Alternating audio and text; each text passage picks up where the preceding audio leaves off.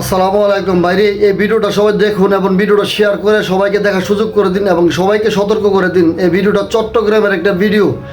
Kitchen রুমে দরজা খোলা মতো ব্রাস্ট হয়ে কয়েকজনের মানুষ অবস্থা একদম ভয়াবহ অবস্থা। আল্লাহ সবাইকে হেফাজত করুক।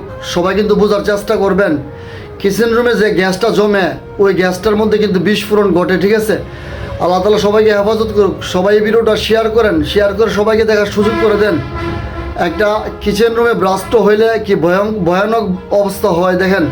সবাই কিন্তু সচেতন থাকবেন। আর সবসময় কিচেন রুমে ম্যাচ কাঠি জ্বালানোর আগে প্রথমে জ্বালানা বা দরজা খুলবেন, কিছু সময় নেবেন, তারপর আস্তে আস্তে করে মানে চুলাতে আগুন দিবেন, ঠিক আছে? একটু ভালো করে দেখেন ভিডিওটা কী অবস্থা। আল্লাহু আকবার, আল্লাহু আকবার। হে আল্লাহ, আপনি সবাইকে হেফাজত করুন। আর সবাই ভিডিওটা শেয়ার করে দিন, সবাই সতর্ক করার জন্য এই ভিডিওটা শেয়ার করে দিন। ধন্যবাদ সবাইকে।